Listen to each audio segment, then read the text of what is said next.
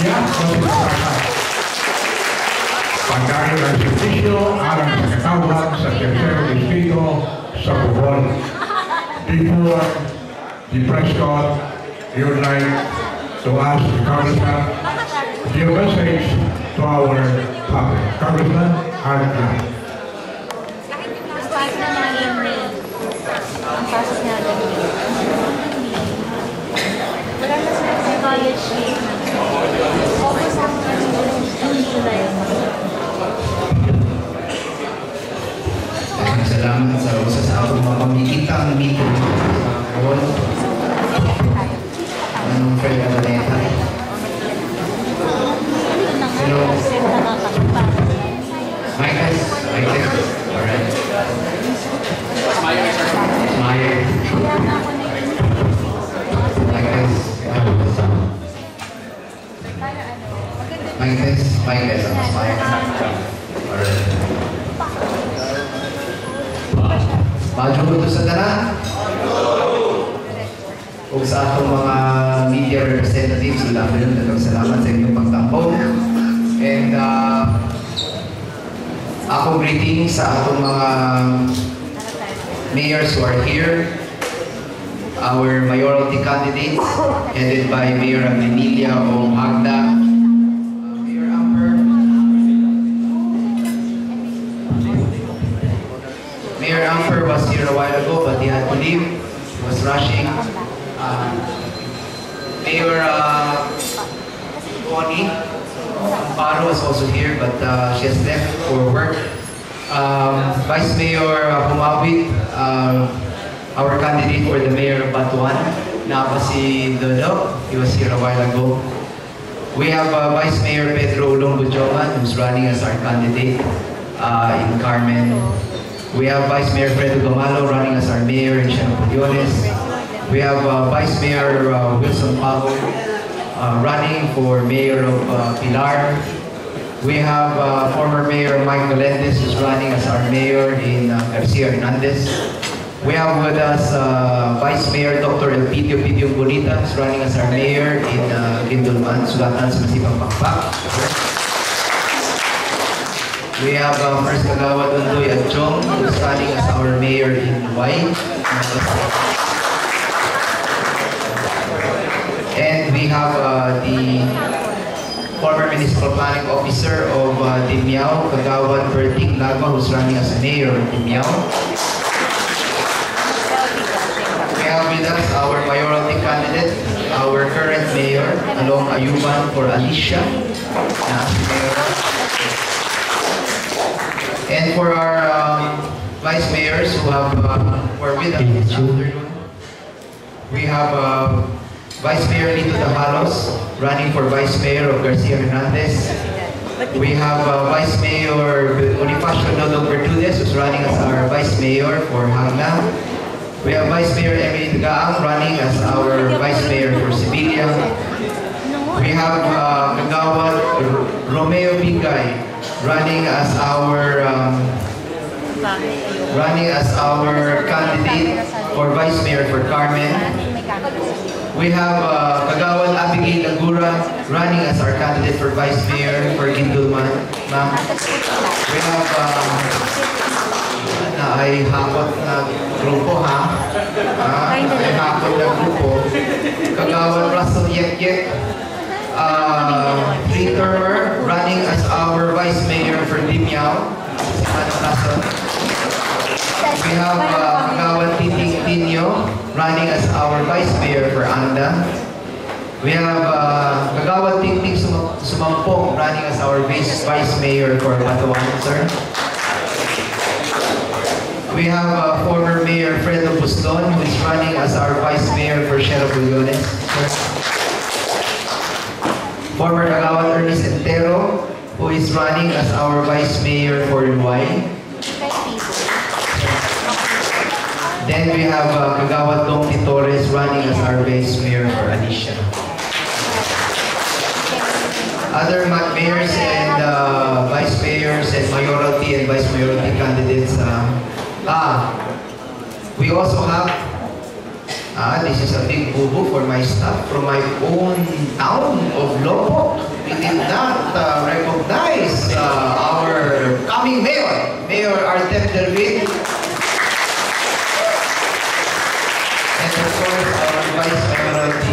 candidate, first kagawad, Kagawad Erwin Pacquiao.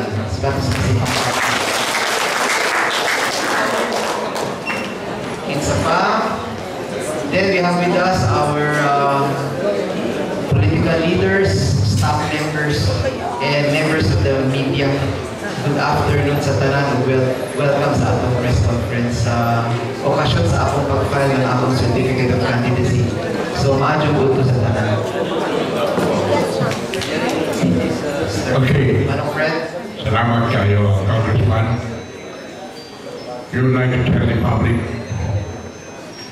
kinagatong press call karon, basta mapatawag ni ang staff ni Congressman Atia.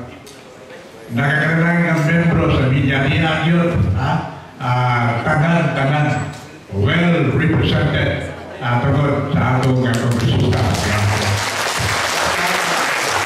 Yan may panahon na Congressman, previous election, doon ay biingon, o ako galing mo daw pagkagobernador, kamong taga-media mo, di mo kasunod sa Kapitolyo. Bakit nila mention the name? Okay. So, we are very much happy. Ang better half sa atong congressman, niya karon si Ma'am Carol. A big hand for Ma'am Carol. Ma'am Carol. Ang katuan si congressman kay Guapa ang iyang asawa. Daughter? Pero ma'am, lucky ba rin? Alex.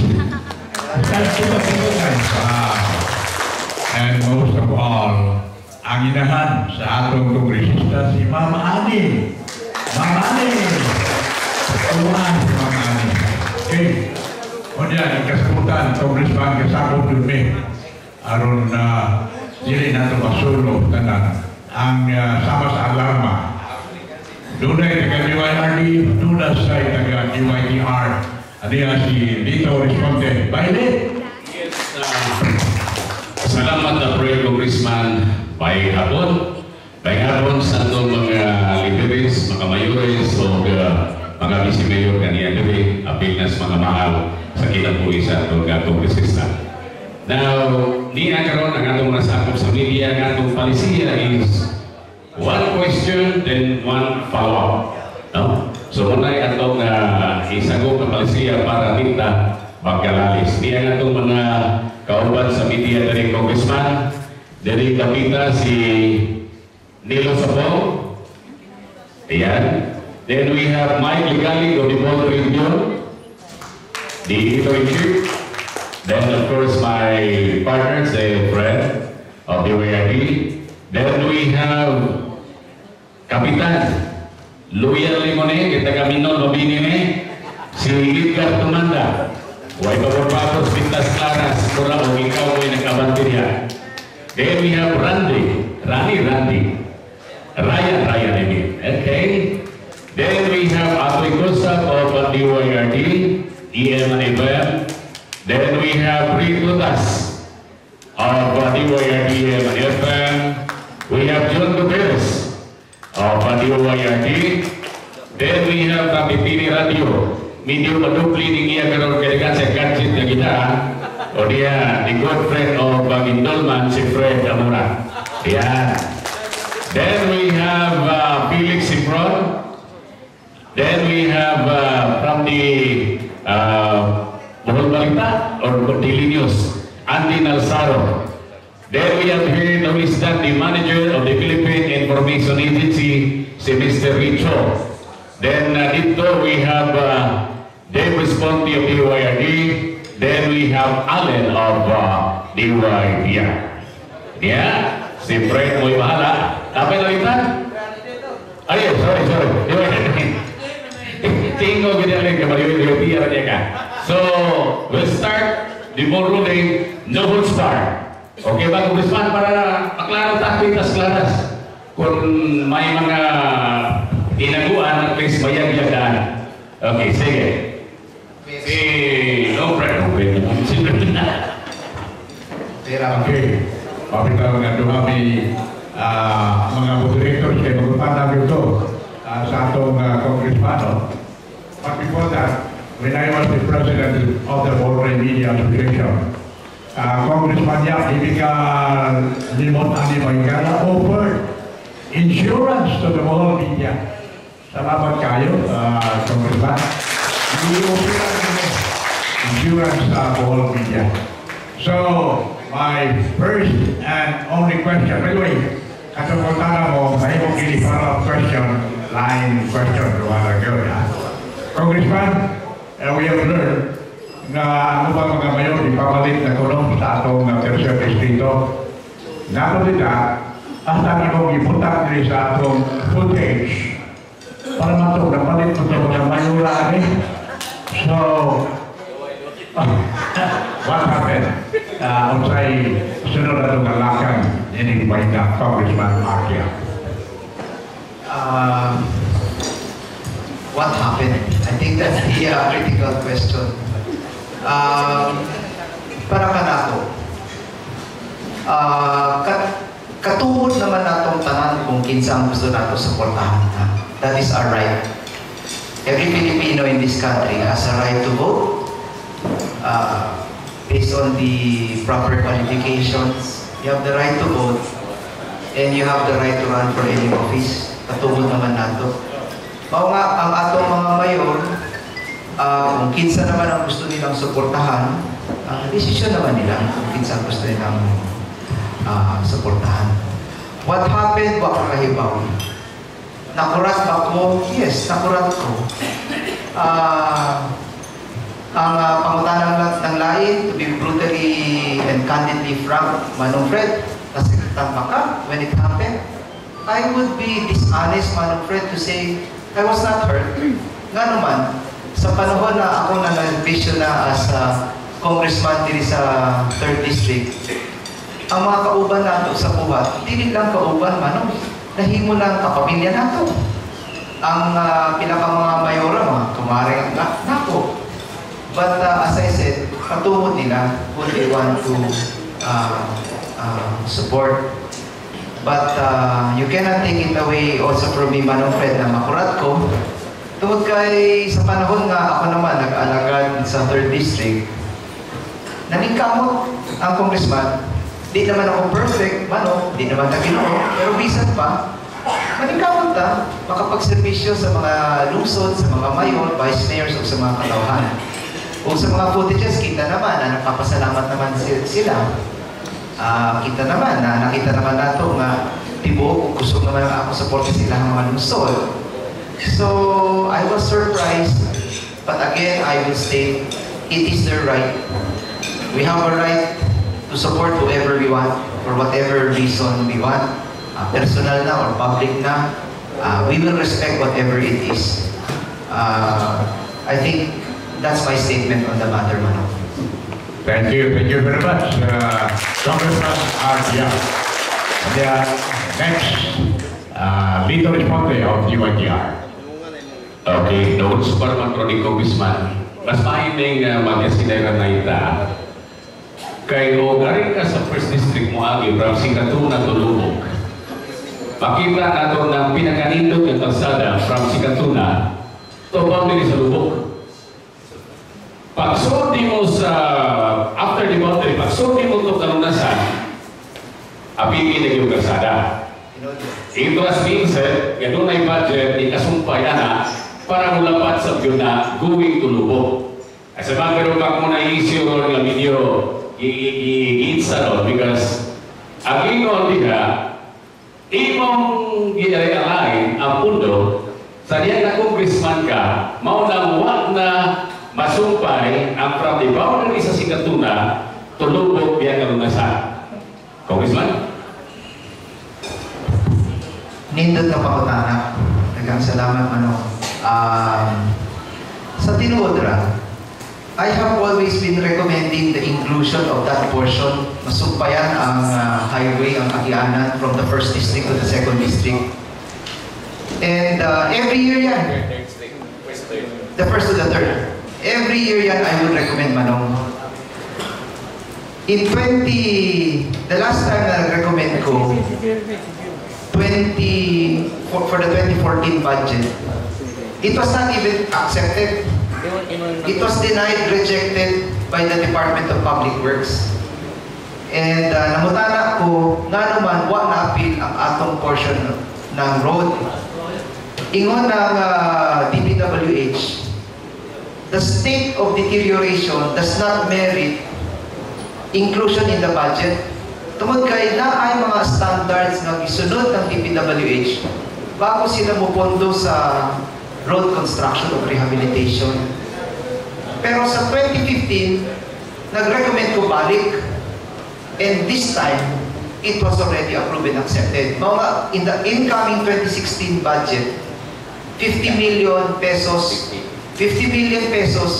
para masumpayan, just to begin. I don't think 50 million can solve it man, but just to begin, para magsugod lang ang pagsumpay ng expansion, ng improvement sa road, ma-appeal na o will start sugod na ng 2016. So appeal na sa national expenditure budget na to.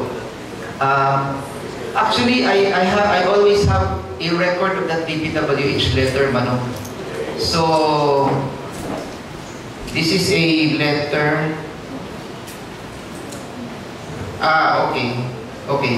This is a letter, Manong, dated February 27, and I will provide the media copies of this because this is being used as an issue in the area that I realign funds. Dear Congressman Yap, and it was written to me last February 27 by District Engineer Aramis Torrefranca. Relative to your inquiry, tungkol kay tala ko, nga naman girimove ang proposed budget for road upgrading sa Tagbilaran, Corelia, Sikatuna, Loboc Road worth 50 million. Nga naman, it was realigned. And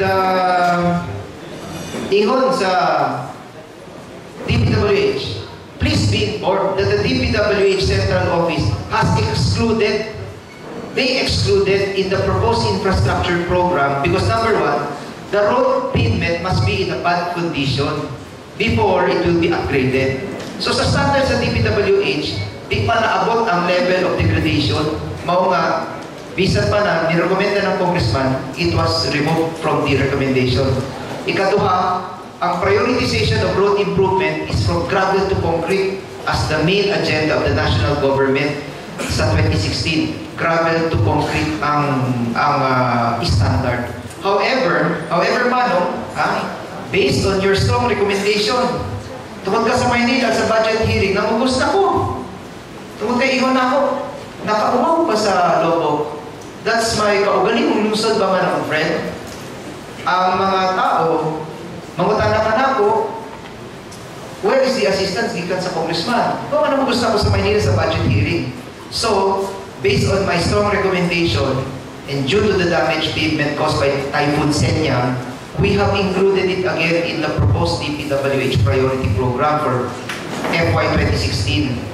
We have already submitted the said proposal to the regional office. This was February 27. And though we were not able to get 50 million, we were able to get 40 million to begin with. So natagatan ng 40 million and it is already here as part of the National Expenditure Program. Nasa NEP na. There is a line item. Tungkol kay Hibaw naman atong tanan, hindi na pwede ngayon lump sum appropriation. That's already illegal. Hibaw nga, it is at least here already. Tertiary roads, Tagbilaran City, Corelia, Sikatuna, Loboc Road, completing for 40 million. But this is just to begin. There are other, I cannot just discuss it here because I'm still finding a way na maka-access na sa mga laing pondo. Pero matugaman pa ng pondo na 40 million para sa Loboc, connecting to the first district roads. So, daghang salamat sa makutana sa oportunidad na marumot na just hindi naman si Congressman ang nagpari-align. Because number one, appeal. In the first instance, it was rejected. And as the letter says, based on my strong recommendation, they were forced to bring it back. And at least we have 40 million coming in sa 2016 for our beloved law. Okay, mas may na maklaro kay aron ba makilog bitaw or kay kami ko sa media usahay o mahiskog nga ni ingon din ni o among media coaching mo antay Arthur mo O di pagkadaig sa minimum, ingon sa dayo no, pro arto gimo antensi, mga galisupa, may nga kwintas laras ang atong gikinahanglan diri. So, kaya still other question pro yan lang tingali, kaya ato sa ipasa sa uban. Salamat kayo, Lid. Ato ikaw ikot ang atong chief of staff sa atong kongresista, si Attorney Katie Pioquinto. Tama si Attorney Katie? Wow! Attorney Katie Pioquinto. Big hand for Attorney Katie. Sunod nga Rokotana, listahan niya, sigod sa unang miyabot dire. Katong nawahi, yun to sa ko, atong unahon ay mga nagabot. Dave Responde of DYTR. Dave?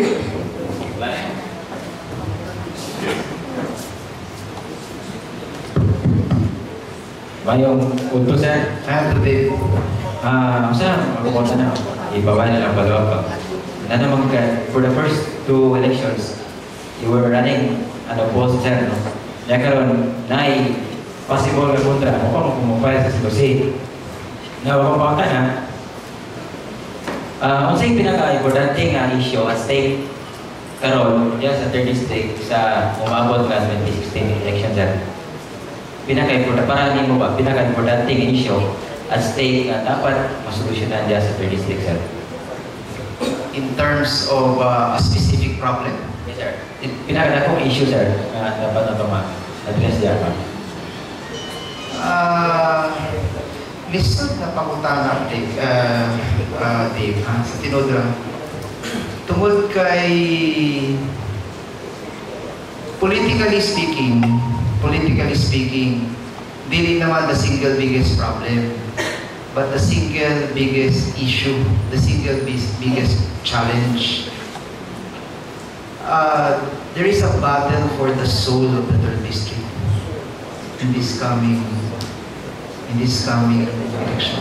So, umabot na buglong lugar nun. And at least akong kalipay kong mahatagan ang atong mga kaigsuunan dito ng usa ka tsansa na magdesisyon. Because of the kind of politics that we have in the 3rd district karon, mahatagan og oportunidad ang mga katawhan nato na ipakita what is really in their mind kung sa angsod sa iyang mga lughan. There is a great opportunity right now to show what kind of leadership and what kind of governance they want. It's a question of whether the 3rd district will believe campaign promises and commitments and will allow themselves to be distracted by gimmickry, or the 3rd district will uphold performance and will uphold already proven delivery of services. It's a very good opportunity to test the political maturity of the 3rd district. So, it's not so much a problem. Tungod kay ang mga problema, di naman mahuman. Considering we are still a developing province right now. We have an international airport na mahuman in 2 to 3 years time. Mao nga, ang hagit para sa incoming leadership, kinahanglan padayon ang paghatag ng infrastructure program sa tibuok Bohol. We are now at 500,000 tourists or 600,000. Many are domestic. When the airport is finished, Lobok must prepare because there will be more people going to the Lobok River Cruise. Luwai must prepare because of the tourism attraction of Luwai. Anda must prepare because after Panglao, the best white coat sand beaches is going to be in Anda. So we have beautiful mangroves, 4,000, 5,000 hectares worth of mangroves in that corridor of Kandihay, Mabini, Anda. We have to prepare for that. The Chocolate Hills has to prepare. we have to prepare Bilar, Batuan, all our municipalities have to prepare for the commissioning and the finishing of the international airport. Then we're not only talking about physical connectivity, we have to prepare for international connectivity in terms of our digital connections. Wako kahibaw kung nandungan mo na there are children aksidente sa highway tungod kay mangita og signal sa gabi para makatawag sa ilahang mga ginikanan abroad, mangita og signal. If we really want to continue attracting tourists, because that is what God gave us, mga mangita pa ba ng laing advantage, ihatagan na taong Ginoo ng perfect advantage, our beautiful beaches and our environment. We don't have to keep on looking for more competitive advantages. This ang atong competitive advantage is our beautiful tourism gifts. We have to prepare for infrastructure. We have to prepare for connectivity. We have to prepare for the training of our people. Because when it is projected that our tourists will hit more than 1 million arrivals. When this easily more than 1 million arrivals, that means more tourists, more services, more hotels, more drivers, more service people, more vehicles traveling on our states. Hygiene will be tested, safety will be tested, our ability to host the world will be tested. We should be concentrating. The leaders that we have to elect in the coming election must be prepared to tackle international governance and local governance issues related to expanding the economy, including job growth and creation, including agriculture, food production, light industry. All of that is going to be made possible by the airport. But not only that airport, we have to keep on fighting, Dave, for connectivity sa inter-island commerce and tourism. So, if you talk about specific problems, there are so many specific problems that we cannot finish it in one afternoon discussing it. But what is the most important pressing issue this coming 2016 na election? The coming 2016 is a battle for the soul of the 3rd District. It is whether we are going to uphold service or we are going to allow ourselves to be distracted by promises. There is nothing wrong with promises. Tungod kay ako, nagsugod ko sa politika, bisan pa na nagservisyo ko as Secretary of Agriculture, nagsugod na ako muhatag ng mga proyekto sa atong 3rd District, I also made promises. There's nothing wrong with promises. But kanunay, I remind people na it's very simple. Dito magpanibog sa umabot ng PDI. Very simple ang issue. Buhat, saan. Only 2 things that we're looking at. Ako, nasuwayan ako, kailan ako ng mga butante nato sa 3rd District. They know what I'm capable of delivering.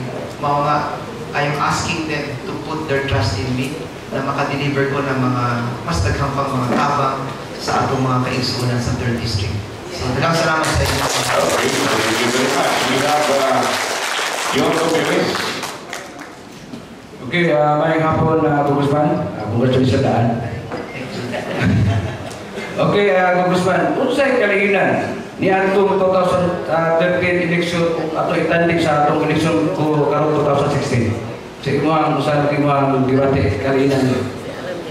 Well, one important difference I would feel sa 2013 as against our 2016 is in 2013 dagan ko as NPC coalition candidate. Pero bisan pa, ipaatbangan ko ng Liberal Party. Sa 2016 elections, not only is my party, the NPC, in coalition with the LP, I am already the joint candidate of the LP and the NPC this coming election. I feel that there is a big difference because at least this is not only being an administration candidate on paper, this is already being an administration candidate in actuality. So sa akong paghuna-huna, nahina ang sitwasyon. It's going to be a different terrain. That I think is a very big difference. Okay, we have Rito Das. Congressman, good afternoon, sir. Please. Provincial Chair ka sa Nationalist People's Coalition. Yes, sir. Kagahapon, niabot sa Bandungog tunay kandidato sa 2nd District nga wa kuno nimo hatagi og kuna. How true, sir? Oh no, that's not true. It's my obligation to give CONAS out, except that the arrival of the CONAS were delayed. Mao nga, they're arriving this afternoon at 4 o'clock. Tungod kay I did not go home to Manila already for quite some time. Mao nga ako nagbuhat lang po sa mga certificate of nomination. But moabot na siya today.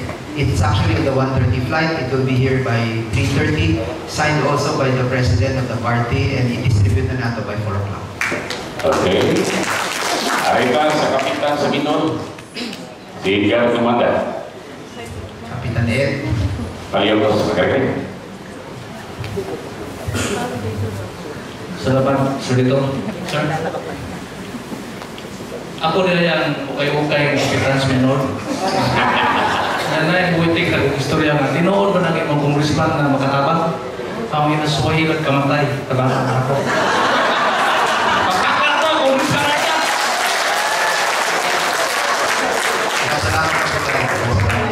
Sir, ganina sa Puntas Claras, na mga attorney diputado, dihay mga text nga niglusot nga ang hinungdan ko no, nga nganong ang ubang mga mayor niglukso na sa Pikas. Tungod kuno kay wa kuno nimo sila mahala nga nako na sila gipangayo nimo, mawa kuno nimo iharap. Ang among gusto may bawan unsa man ang ilang gipangayo. Nangayo ba sila sa personal nga interes o ang kinatibok ang katauhan o yung kabenepisyo? Ilan ang personal nga interes na ilang gipangayo? Siya ro ba mo kasabot?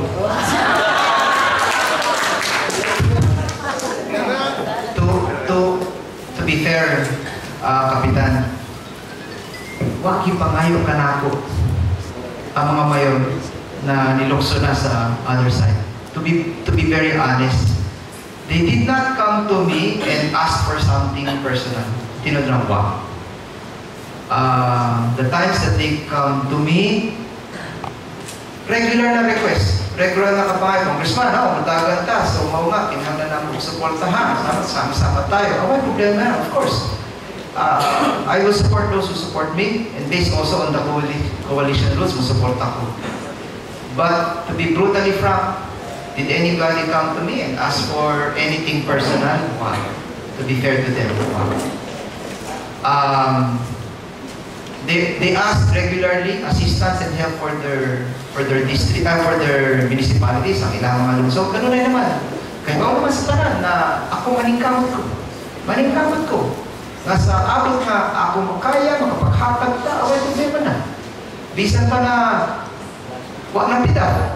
Kaya ba naman nato? Pero bisan pa, makarekomenda ta, pwede ta makita ng mga makabagong mga pamaagi na ways na mag-cooperate ta, swapping ta with the governor, with the mayor, mutabang ta. Which is why, Ed, as I said, when I was responding to the question of Manong Fred Araneta kaganina, nakulat ko. I was surprised because we didn't even talk. And before I know it, they were already on the other side. I will be lying to you, Kap, when I say that I am happy. Hindi na tinood. Of course, sad. Ano man. Kauban ako sa buhat. And many of them are not just partners at work. Napamahal na sa'yo yan. Kasi mga mayong mamahal mo rin yan. Kaubanin mo. So, many of them, naging kumare mo. You know, I'm new in politics, Kapitan. kahibaw naman sa tanan that when I joined the Arroyo government, I was a technocrat. I was not a politician. There are many things in politics that we are only experiencing right now. Me, together with my wife, my daughter, my son, our family, we are a very quiet family. Quiet family. What you think is normal in politics is not normal to me. Because one of the mayors even told me, Congressman, i-shift na ko sa PICAS, I'm going to the other side. Sabi ko, man. The person gave reason this, reason that, but it's very clear, nakita na reason. Ito kasi, ganyan kasi. Pero sana huwag maapektuhan ng atong friendship, ha? Pwede ba? That's very difficult, Kapitan. Bisa pa, I'm going to the other side, ha? Friends pa ta, ha? I try to understand. I really try to understand, Kapitan, how this works in politics. But one thing I reminded my friends at this morning's mass is in this coming election, taas-taasan na atong pasensya, atong pag-understand sa mga katauhan. No? We have to be long in patience. We have to understand. To say I was not disappointed and not hurt is not true.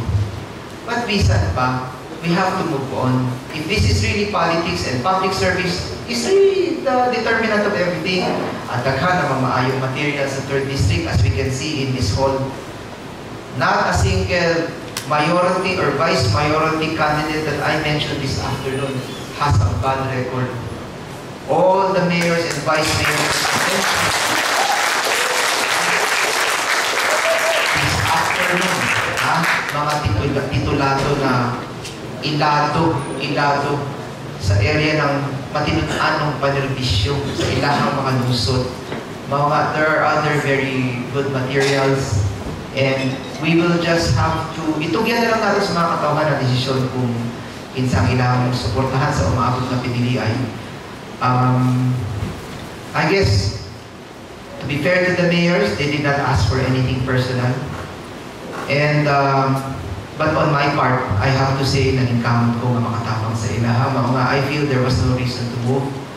But, nirespeto na ako. Katumod nila kung kinsa ang ilahang suportahan. Thank you. Thank you. I'm Dr. Alan Dodora of DYRD at the Bohol Chronicle.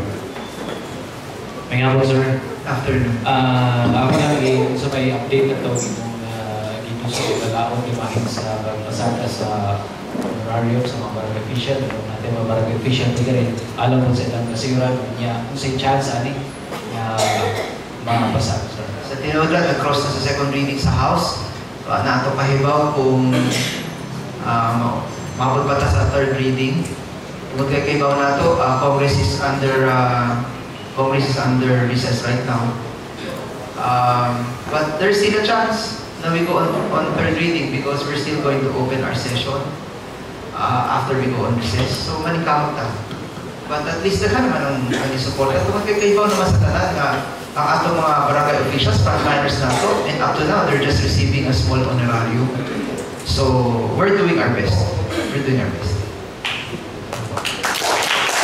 Okay, so thank you. We have here the editor-in-chief of the Tribune, Mike Higalig. Awan niya na si Arisa.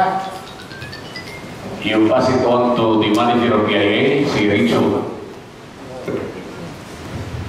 So good afternoon. We're expecting issues of PDAP gawas gihapon as one of the packages tingali sa mga incumbents. So, as an intro para sa itong mga local officials ka natin, how are you going to respond to, say, update so far sa kaso sa PDAP? To be very direct about it, kung sa ang estado sa breach sa kaso, I don't have a single case in the Sandigan Bayan on any matter, PDAP or otherwise. In fact, I have my latest certification gikan sa Sandigan Bayan. This is dated September 22, but I have a this is dated today, as of October 13. Nako certification gikan sa Sandigan Bayan that I am not accused or defendant in any case filed in the Sandigan Bayan. Then in one, yeah.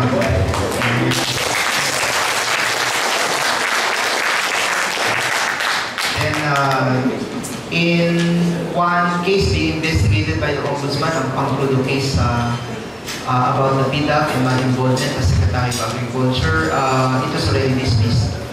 Tungkol kay nahinahon ko na magamit ang decision as an example for as a guiding decision for other decisions. Tungkol kay nahinahon ko ang PIA as a government agency will be able to help me articulate this issue. In my time as Secretary of Agriculture, the Priority Development Assistance Fund was legal. It was legal. Sa Tinodra, when I was first serving as a congressman sa akong first term, many of the districts, many of the municipalities o mga barangay, nakadawat ng project, ibahin-bahin na ako ang akong PDAP, mao nga ang tanang mga barangay nakatilaw, nakatawat ng mga proyekto, gikan sa PDAP. It was legal. Mao nga, the first thing we have to establish the issue sa PDAP is it was legal. Alright? In my time, when I was Secretary of Agriculture, kanunay ako, makatawag ko og request gikan sa mga legislators, congressmen or senators na ang ilang mga PDAP kung pwede i-implementa ng atong mga agencies. Like for example, they want to give something to the Cooperative Development Association, then they will give it to the CDA. If they want a project involving agrarian reform, then they will give their PDAP to the Department of Agrarian Reform. If they want to help farmers, they will give their PDAP to the Department of Agriculture. Mga kanunay ako, makatawad ko mga instructions ikan sa mga legislators na ang kwarta nila, ang PDAP nila, ipa-execute, ipa-implement sa mga ahensya sa DA. I am the Secretary of Agriculture. I don't implement their projects. Ang akong opisina, I just take that and I give it to the implementing agencies. That is the system of how it works. Ang secretary is like the processor. He will process the paperwork so that it can be passed to a line agency to implement the project. As far as I'm concerned, as written in the Pangkludo decision, I merely transfer funds from one agency to another. So, i-transfer na ako ang kwarta gikan sa DPM ng congressman or senator o ipasa na ako sa laing government agency. That was my job as secretary. I was not really involved in the actual implementation of the program. That's the reason the case against me about the PDAP was dismissed. So that's one case. Ang hinahan ko na we can continually use that as a model decision tungkol kayo sa Tinodra. Kung ano man akong i-implementan ng mga projects sa PDAP for legislators, I wasn't the one implementing the projects. So, I hope, Rich, you can also assist us in disseminating how the system works. Salamat. Okay. Then after Ravi, mabalik ang mic. Mic is now ready.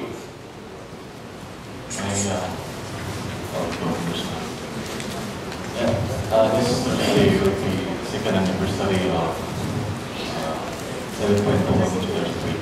I'm sorry, second anniversary of the earthquake. Earthquake, yes. And then I think it was last year. There were towns in the 3rd district which were affected by typhoons. Yes. Do you think Congressman in this in couple of calamities that struck all, do you think that you have done enough for our constituents? And do you think that mahimduman na sa mga tao what you have done for them in this election? Hindi sila, diba sila ba, kwarta yung duman, not the things that you have done for them during times na nasa sa crisis due to disaster?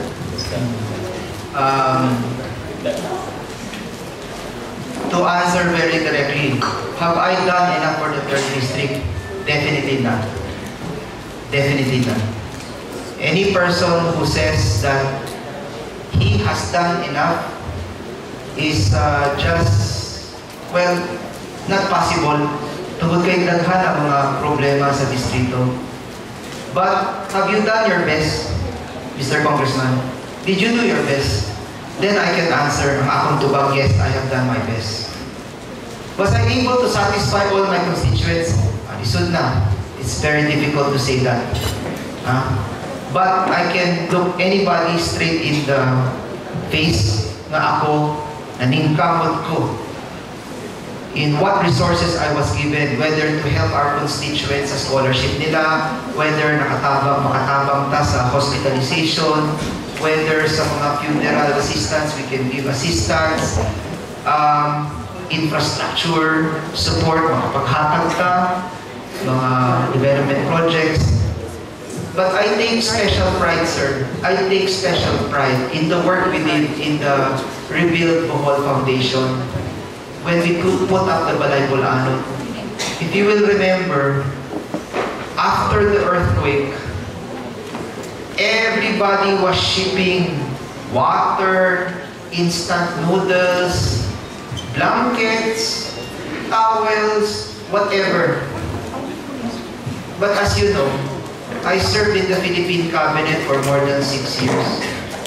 I have seen many disasters in my time. And I know that at the end of the day, what was very critical was to address the housing needs of the people who were affected. Within 1 week, no, within 2 to 3 days, the day after the earthquake, I was already in Bohol. I came in. We were on the same plane with Aris Omentado and Rene Relampagos because there was session in Manila eh. Di ba manong friend, it was a holiday? Ito sa Monday, no? Was it a Monday? It was a Tuesday. So Monday, we were all at work. We were all in Congress. We were all working. So, earthquake sa Bohol. Next day, the 3 of us were on a plane. And in fact, I will never forget because Rene Relampagos paid for my ticket. He was in the airport. I said, Rene, how much do I owe you? Don't pay na, Art. It's for Bohol. Let's go home. And this is a piece of history. Rene Relampagos bought my ticket in the counter of the airport. He didn't even ask me to pay for it. So I came to Bohol the next day. I ran immediately to the house of Vice Mayor Ulong Jovan and Tita Jean. They're there. And that's where I really felt how helpless you can be in an earthquake. You're sleeping and suddenly, in an instant, you could be dead. Patay na ka. I surveyed the area.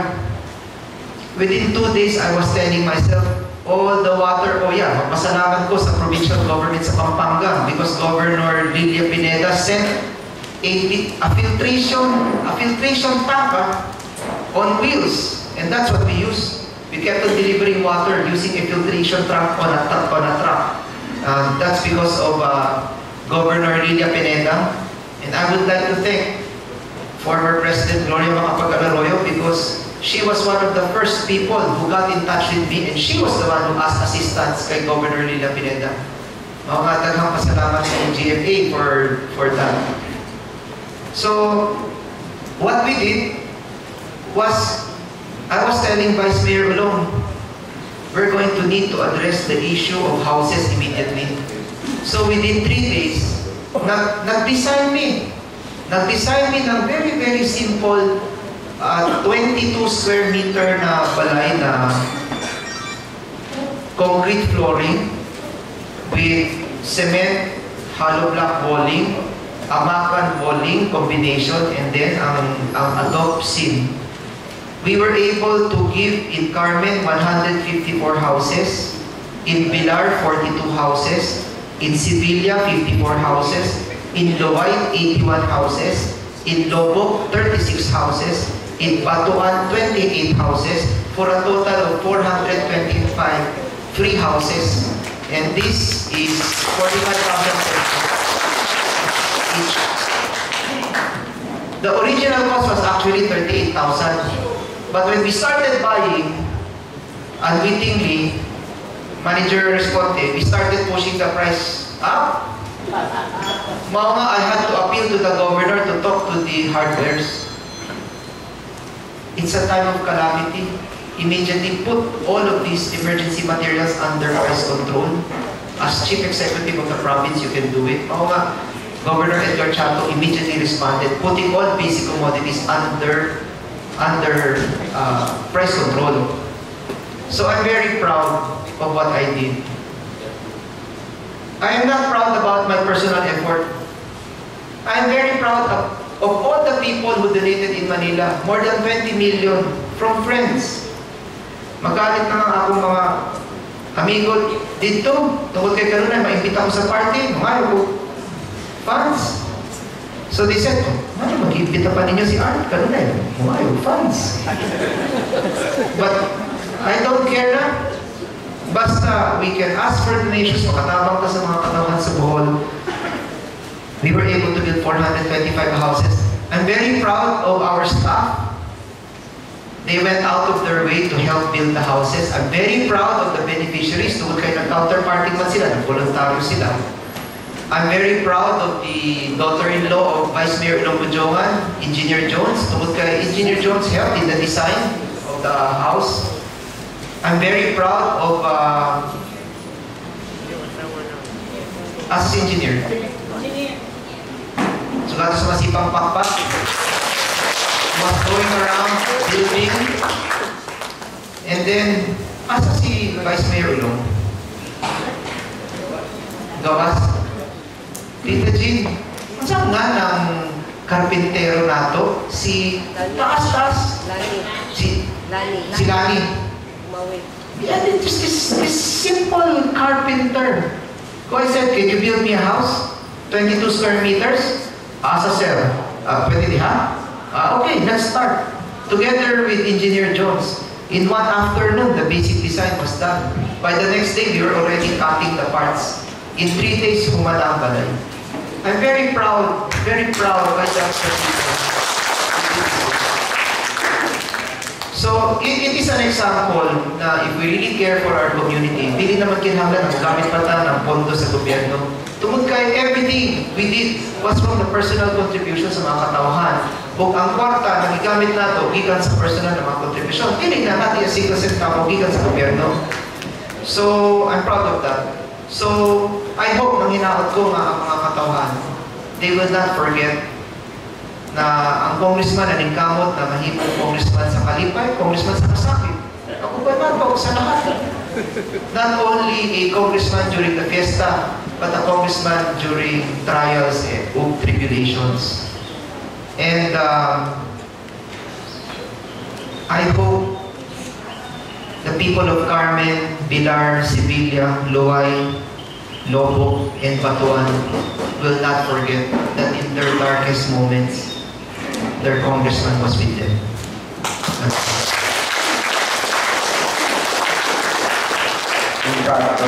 Kasakop sa media, natagaan ko pala ni Congressman Arkia. Ano lang nga siya basta natagan ko pala. I would like to acknowledge Congressman from the office of the governor, our official cameraman, Jose Sipapranca. And Nestor Naalo, Inian Pepe. Then Arigo from the governor's office. I don't know. Yeah, so doon lang yung special relationship sa atong congressman o sa atong gobernador. Thank you very much for that.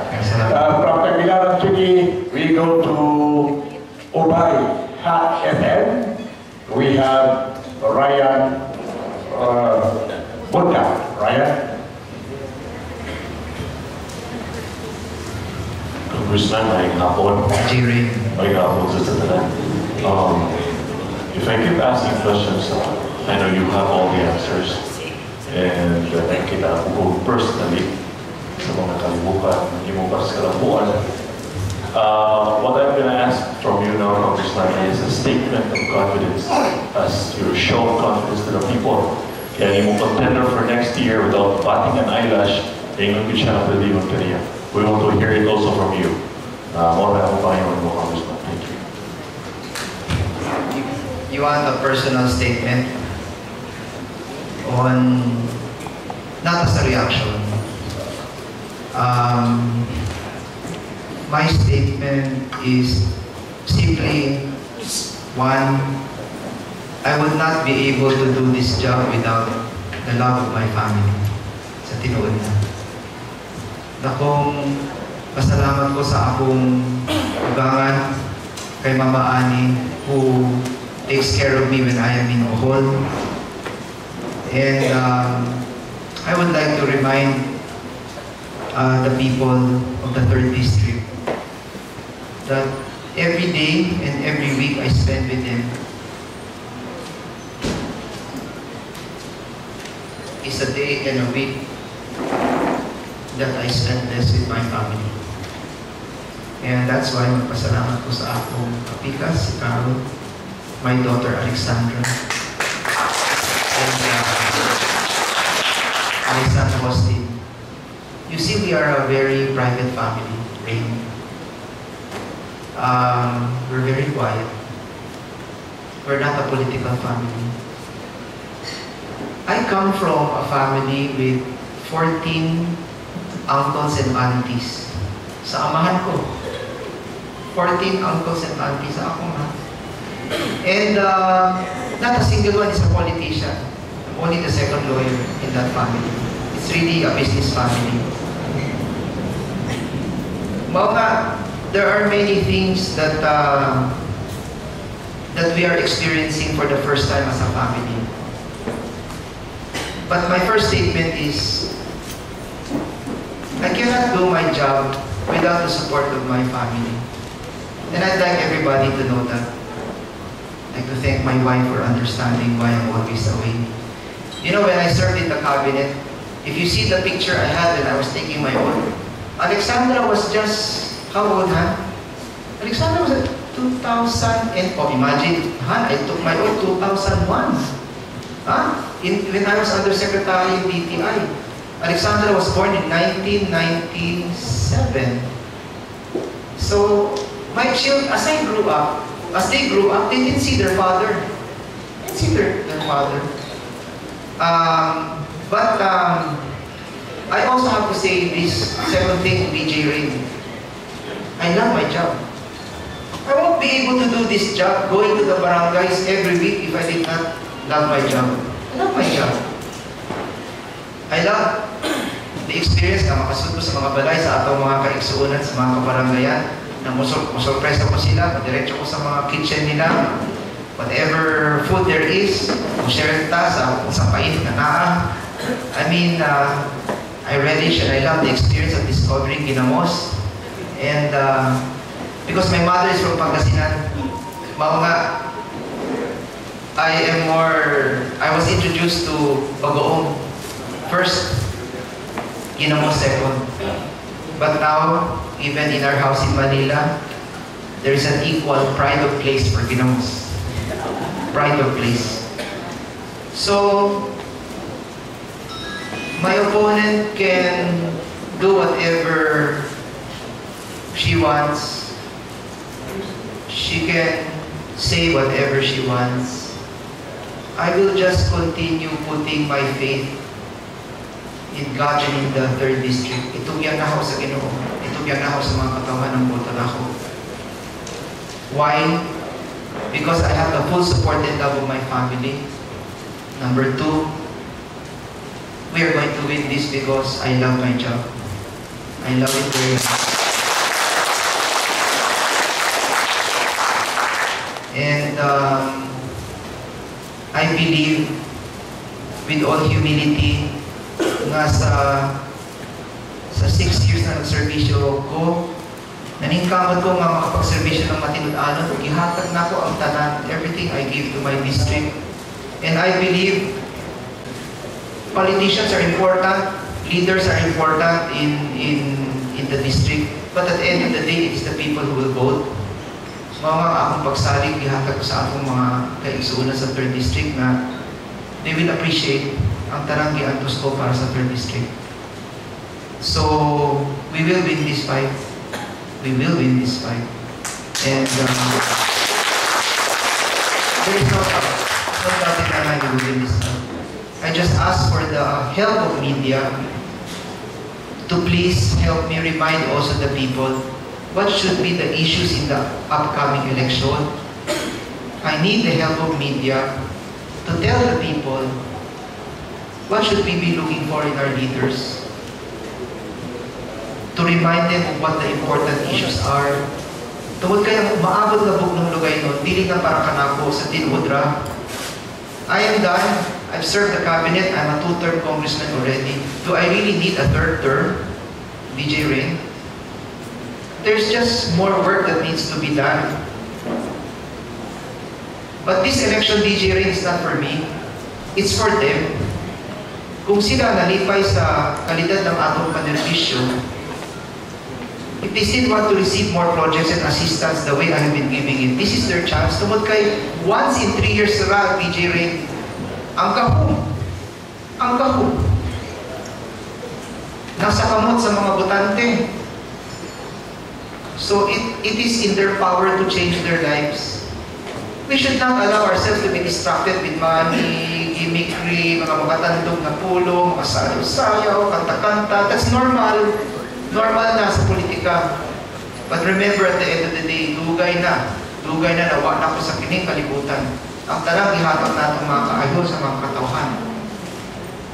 Mahimuslan pa sa mga katauhan.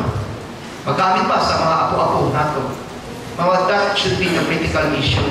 Public servants who serve and deliver, not public servants who want to be and keep on promising. This is the challenge, is to remind our people. Mao nga, it is a battle for the political maturity of our island province. Not only in the 3rd District. What happens in the 3rd District is going to affect the entire province. So this is a battle for the soul of the 3rd District, but more than anything else, this is a battle for the soul of all. And we will win it. Okay, so thank you very much sa Congressman. Hindi yun nakita yung mga luha na dinigay dahil sa mga kapinga. Oo, so... Ay, ka Andy Narsaro. Baik hapon, Congressman. Andy. There's a lady who talked to me previously na gingalan kanila o Mr. Promise. I want to clarify kung saan mo i-promise nila na huwag niyo mo natuman, it is financially projects or others. Huwag na ako pahibaw, Andy. You have to name the lady mayor. Because I'm also ready to show how much I have given the district. If you will name, then I can reveal.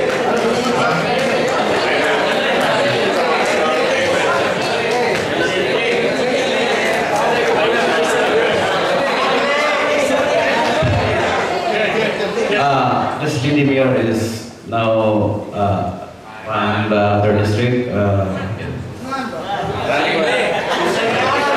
I'm sorry, Congressman, I don't want that to name it publicly.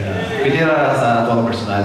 Okay, may problema. You can ask me personally. Then I can also show you how much I have given all the municipalities. Para natay record. Okay, para mag-living itong gawa. Kaya ingon ko sa Congressman, I will show you the list. Murang nagkatakan tinggal itong listahan. Ayun na ni Freda Mura. And Felix Impro, atong i-acknowledge po si Kapitan Dudong Limatuna niya po dari Promona. Okay, Congressman, medyo ito.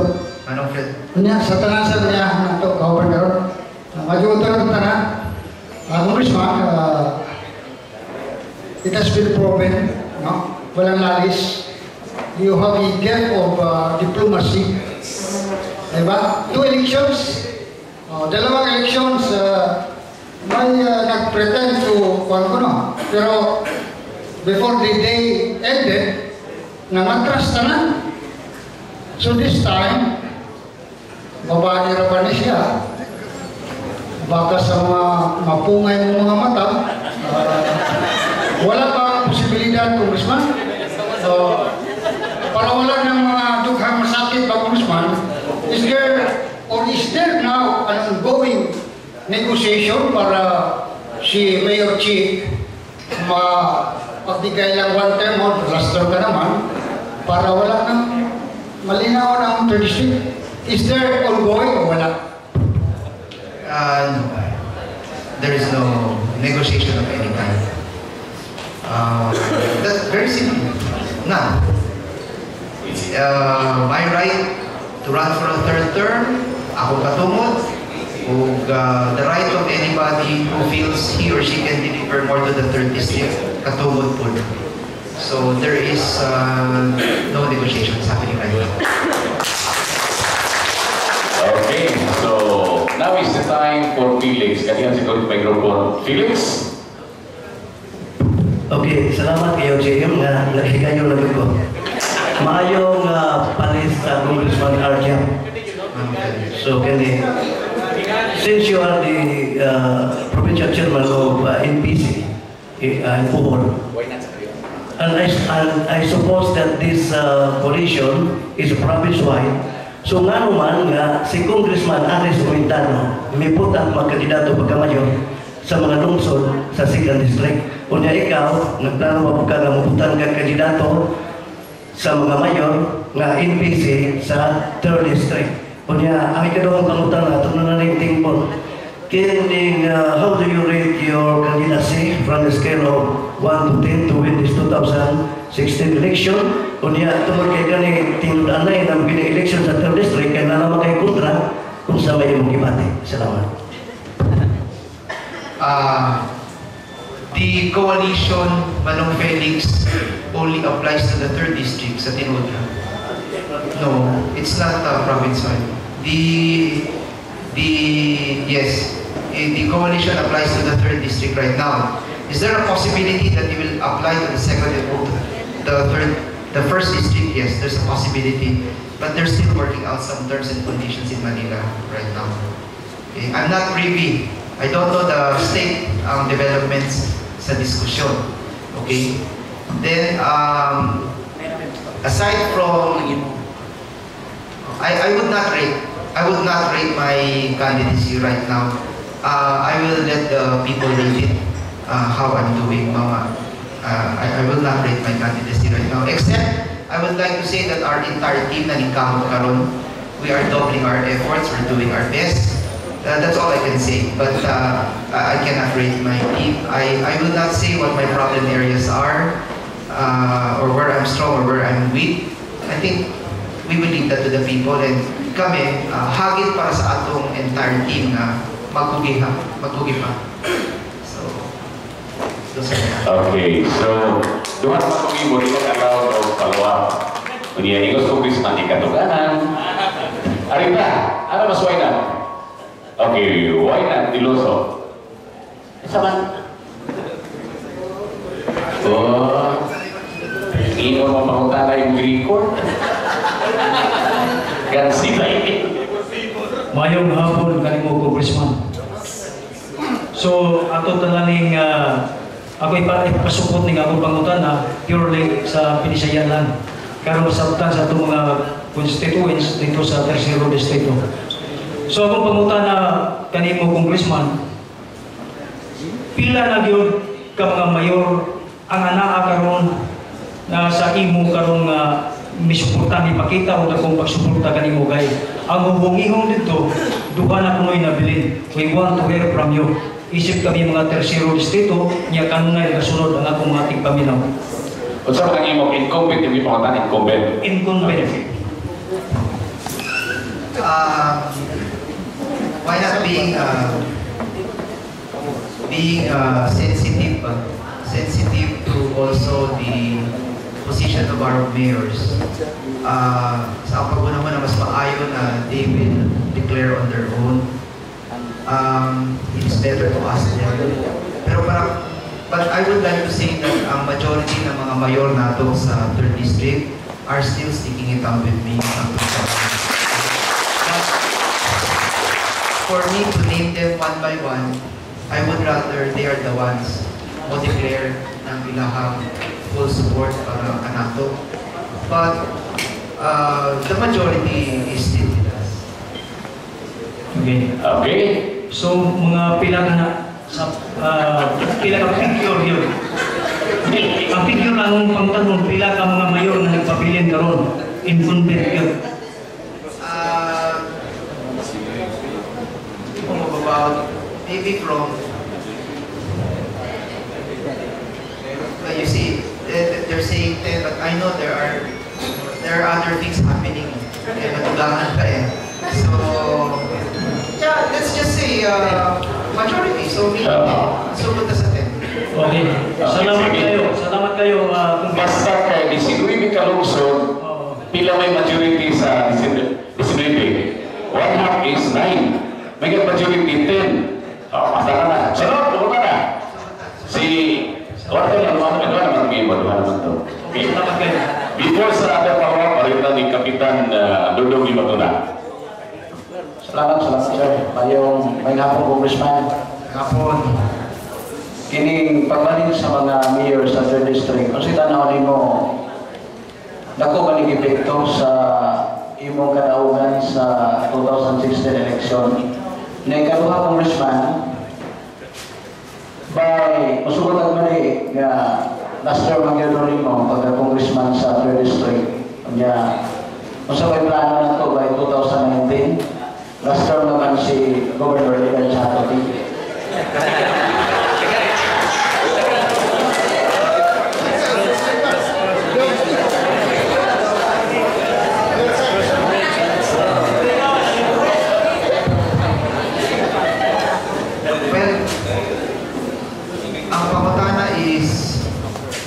Very important. Are the mayors important in a way, no? In the campaign? Mayors are very important. Mayors are very, very important because the mayors are the pulse and the representation of the lungsod. That is the reason why when the mayor moved to the other side, we are of course concerned. But it does not mean we are hopeless. Bisan pa the mayor will move to the other side, we can always take our message to the people kung sa laing mga leaders. So, maningkamot din. I always remind our leaders, always give due respect to all the mayors. Even if they have moved to the other side, we have to continue to respect them. Ano man, they have their own terms, they have their own mandate, they were elected to represent their municipalities. So reminders sa tanan, even if they move to the other side, we have to continue respecting them as representatives of the people. Are they important? Of course they are very important. But it does not mean if the mayor is not with us, hopeless na lang. We have to bring the message down to the people and we have to continue serving our people. One. Because that's what we were elected for. What's my plan in 2019? By the grace of God, I don't know. Pero nalikawan pa ta naman daw. O nga, sa karoon pa, mag-concentrate one election at a time. And we don't even know if I will exit electoral politics. But this I will say right now with definitiveness. My wife will not run to replace me. I am declaring that now. My daughter will not run to replace me. My mother-in-law, si Mama. Ma, matagal ka. Suwaya na to.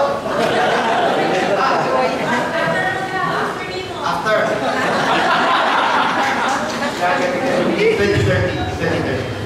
No. As I said, I'm the first politician in our family and possibly the last. Possibly the last. My wife was, my wife believes that I can also help in many other capacities, hindi lang as a public official. If my wife had her way, she would also like me to give more time to the family already, and maybe to explore some other options. That's something that we're discussing right now. But I would like to make it categorical that our family's business is in real estate and in faith, not in politics. We don't intend to stay. We don't believe in passing positions from husband to wife, to daughter to son. Public service is not only a public trust. Public service is also not an inheritance. Public service is not a business. So, one thing you can be sure of, Congressman Yap, when I finish in 2019, no family member will follow me. Okay, the last to ask this question is one of our veterans, media man, former barangay captain, si Kapitan Atoy Causa. Captain? Okay, salamat kayo may hapon na Congressman. Ako kay Paulo nag-ihatod yan mo ang kining pangutana sa mga mag-uuma nga direkta bagat. Kaya nahilahang problema mao kining mga apamon sa paggamit sa mga tubig sa National Irrigation Administration. Wa ba dahil kalamitan nga makabuknang palao? Nagilibre na lang sa mga mag-uuma ang paggamit sa mga tubig sa tuwang mga kumahan nga unta ang niya. Ang gigamit nga kwarta ni Google sa paggamaan iya mas sa gobyerno. Kung nga naman nga paabangon pa ng ato mga mag-uuma sa inyo. Salamat kayo. That's Kapitan Atoy, that's a fantastic question. I have filed a bill in Congress to free irrigation use to farmers. Water is free, but unfortunately, the irrigation that we built is not free. We use money to build the irrigation channels and the irrigation canals. Now, the issue is, if we want to charge our farmers maintaining fees, then it should be in the concept of maintaining fees, not as a payment sa utang.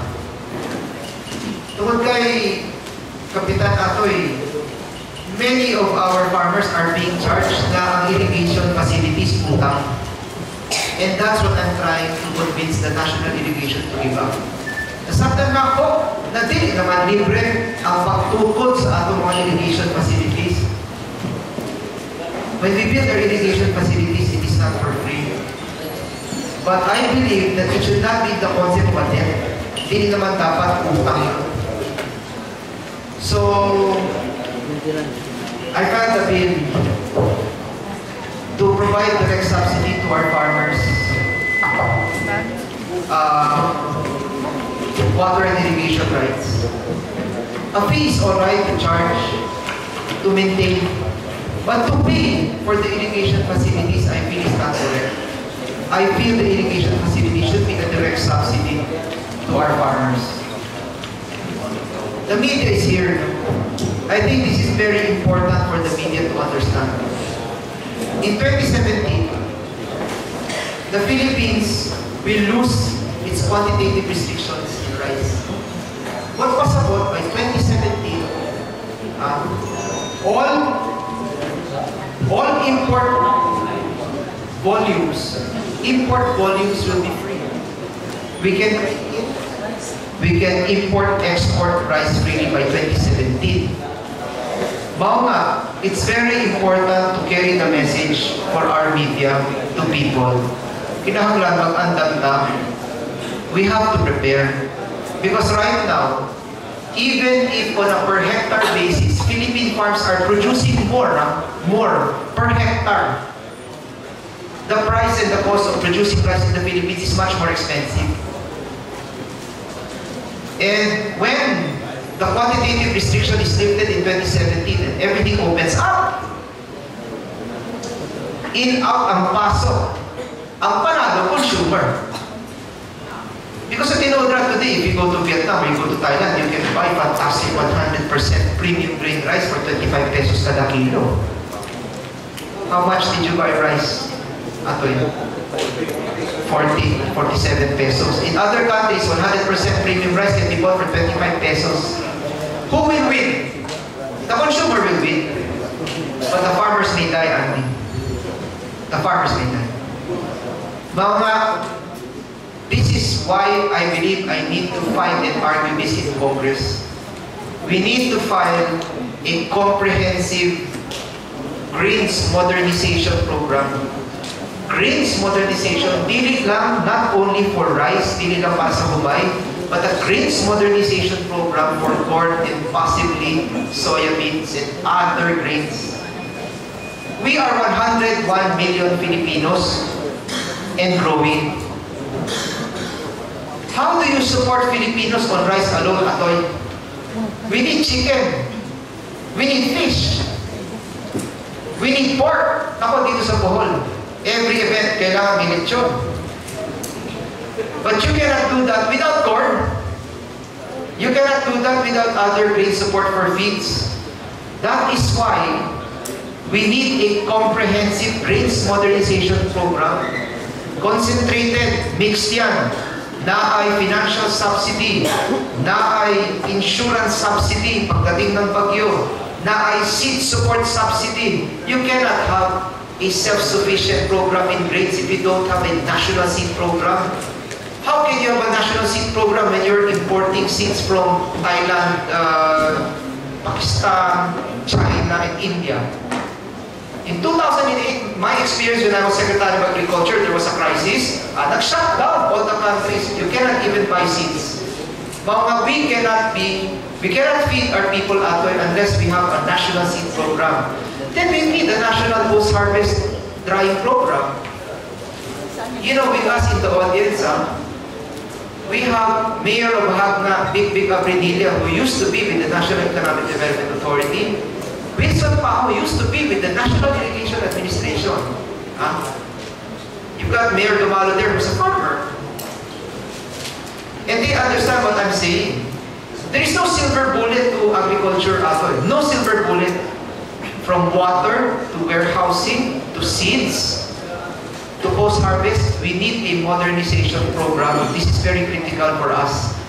If you want to immediately add volume right now, without planting a single hectare of rice, what do you do, Atoy? You build more warehouses and you build more drying facilities. Tungkol kay ang atong waste na just 15%. So you do the math.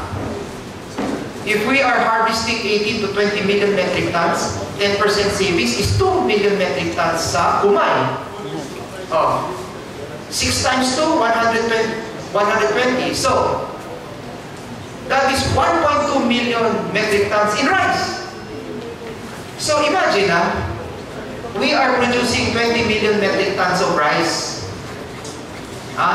We are importing 1.5 to 2 million metric tons of rice. We are producing 80 million metric tons para kumay. I'm sorry. Kung 20 million metric tons, kung ang wastage nimo makasave ka ng 10%, that's 2 million metric tons. 2 million metric tons times 0.65 milling capacity. So 1.2 million metric tons of rice. We are importing 2 million. Immediately you save 50% of your national import volume by just building the drying facilities. This is the critical objective we have to do as a legislator. This is why I cannot give up my third term, Atoy. Don't you think I thought about giving up? Nga naman kinahagan pa nato ng 1 term sa Kongreso. What? Do we need 1 more term? To prove what? That I can win? It's a waste of time. You asked me, I'm sorry, but you hit something very personal to me. I love agriculture in this country and I love our farmers. You kind of prick something very personal this afternoon. I want to go back to Congress because I want to pass that Grains Modernization Act. And that will include subsidy for water, subsidy for seeds, insurance. Why is it our farmers cannot rise from poverty? Pag dumating ang bagyo, you ask all of my leaders who are farmers, pag dumating ang bagyo, kinsang matabang ninyo? Wala. Zero. We need a national insurance program for agriculture. Then we need post-harvest and drying facilities. And we need to do this, Atoy, because by 2017, wala na tayong protection. Wala na tayong protection. Everything is going to come in. Yes, you and me, we will win. Yes, I may be able to buy 30 peso kilo rice. Yes, maybe.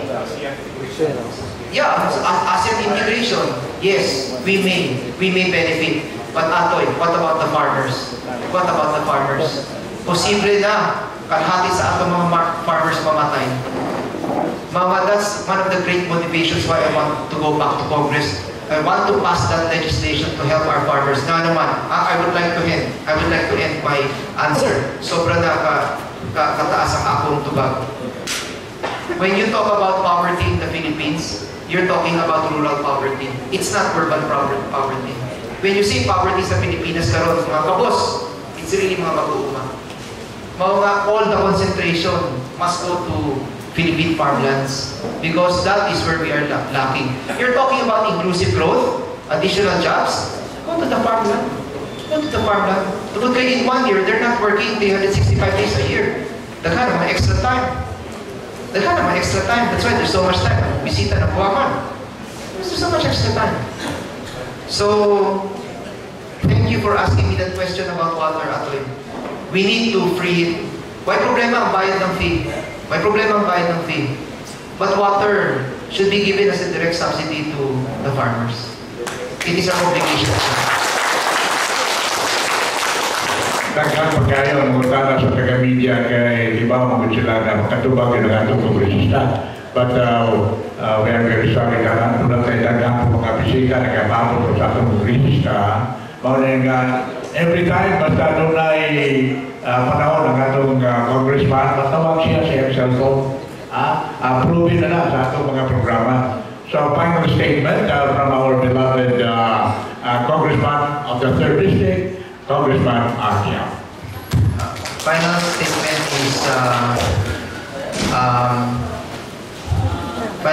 is, this is not my final statement. There will be more to come.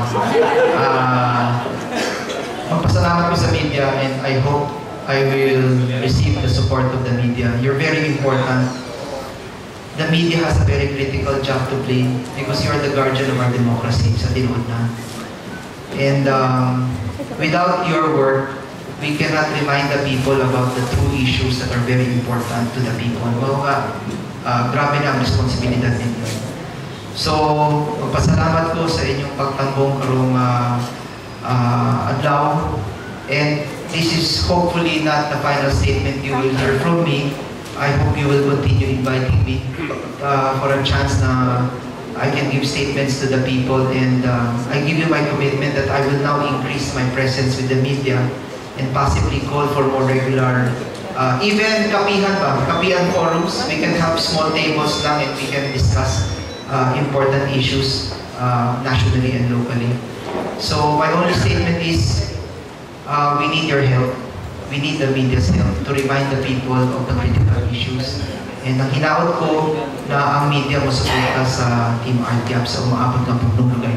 Salamat kayo. Okay, so thank you, Mark. Salamat nga sa mga media na diyan karoon sa PDC Mode. Salamat kayo sa atong mga mayores, mga bisi-mayores, sa umaabot na itong mga gagawad. Salamat kay Congressman Daria, sa mga staff, o sa kanan. O niya, before bubog po ang media, if okay lang, kung natin photo off with the Congressman, o niya, alang sa mga naglansa, good luck. O niya, kami po sa media, every now and then, mag-expect mo sa among call for an interview. Kaya ka naman mga media rin, mga kandidato.